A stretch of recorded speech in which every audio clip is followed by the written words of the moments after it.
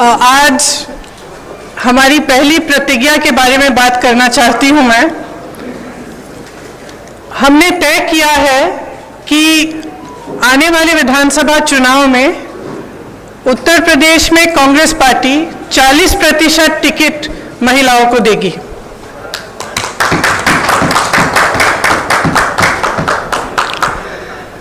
हमारी प्रतिज्ञा है कि महिलाएं उत्तर प्रदेश की राजनीति में पूरी तरह से भागीदार होंगी। ये फैसला हमने किस लिए किया?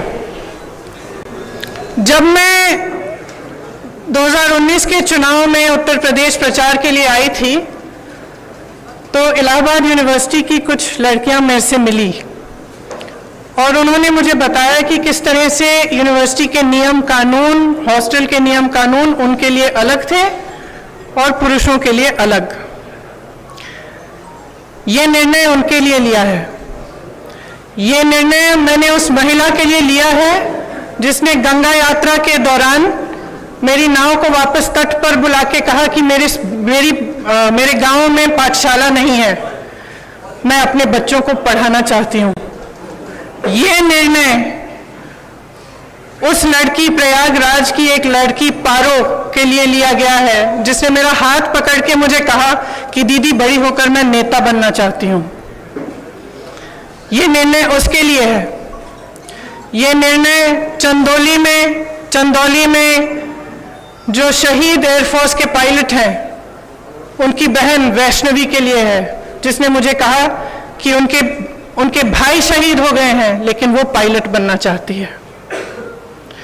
ये निर्णय उन्नाव की उस लड़की के लिए है जिसको जलाया गया, मारा गया, उसकी भाभी के लिए है जो आज भी संघर्ष कर रही है उसका, और उसकी 9 साल की भाभी की बेटी के लिए है जिसको स्कूल में धमकाया गया था।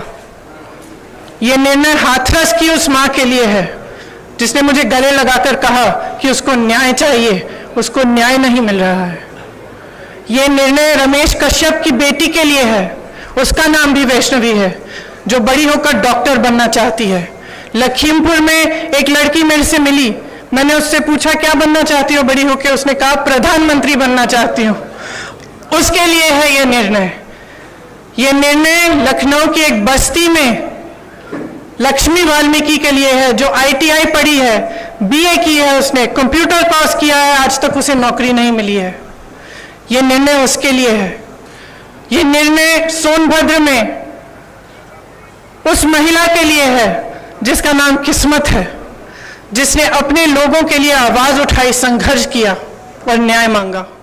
ये निर्णय उत्तर प्रदेश की हर एक महिला के लिए है जो बदलाव चाहती है, जो न्याय चाहती है, जो एकता चाहती है, जो चाहती है कि आगे बढ़े उसका प्रदेश।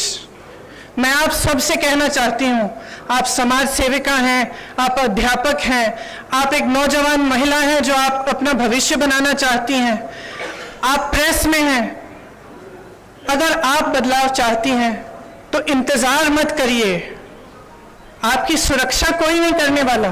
सब बातें करते हैं, सुरक्षा करने का जब समय आता है तो सुरक्षा उनकी होती है जो आपको कुचलते हैं।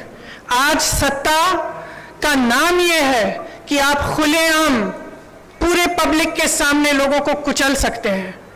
ये सत्ता बन गई है, ये गलत है। घृणा का बोलबाला है, नफरत का बोलबाला है, गलत है। इसको महिलाएं बदल सकती हैं। महिलाएं इसलिए बदल सकती हैं क्योंकि करुणा भाव, सेवा भाव और दृढ़ता, शक्ति सबसे ज्यादा महिलाओं में है। मैं आपसे कहना चाहती हूं, राजनीति में आओ, मुझसे कंधा से कंधा मिलाओ। मैं जानती हूं कि आपके संघर्ष क्या है। मेरी प्रेस की सहेलियां यहाँ हैं, मैं जानती हूं, मैं आपको देखती हूं सुबह से शाम तक आप कैसे दौड़ती हैं, किन परिस्थितियों में। जब सीतापुर में बीच रात में अंधेरा था, मुझे घेर लिया पुलिसकर्मी ने, महिला पुलिसकर्मी थी, मुझे घेरा, मुझसे लड़ी, मैं भी भिड़ गई उनसे। उसके बाद मुझे उन्होंने जीप में बिठाया और अंधेरी रात में सिर्फ मैं, वो दोनों और 2 कांस्टेबल मुझे सीतापुर के PSC कंपाउंड में ले गए। एक का नाम मधु था, एक का नाम पूजा। ये निर्णय उनके लिए भी है क्योंकि मैं समझी कि 4 बजे सुबह तक ड्यूटी पे थी। उनकी एक अफसर जिनकी पोस्टिंग सीतापुर में थी, लेकिन जिनकी बूढ़ी माँ अकेली नोएडा में रहती है। कितना संघर्ष करना होता है महिलाओं को। कौन करेगा ये संघर्ष आपके साथ अगर आप एकजुट नहीं होंगी? अगर देश को जातिवाद और धर्म की राजनीति में से निकालकर विकास की राजनीति की ओर ले जाना है, अगर देश को समता की राजनीति की ओर ले जाना है, भागीदारी की राजनीति की ओर ले जाना है, तो महिलाओं को आगे बढ़ना पड़ेगा। आपको खुद ये काम करना पड़ेगा। आगे बढ़िए। मैं आग्रह करती हूं आपसे, हमने आवेदन पत्र मांगे हुए हैं हर विधानसभा के लिए। ये अगले महीने की 15 तारीख तक खुला रहेगा। खास तौर से मेरी बहनों के लिए, जो लड़ना चाहता है आओ मेरे पास आओ, आपको मौका मिलेगा। हम इस देश की राजनीति, इस प्रदेश की राजनीति बदलेंगे। धन्यवाद।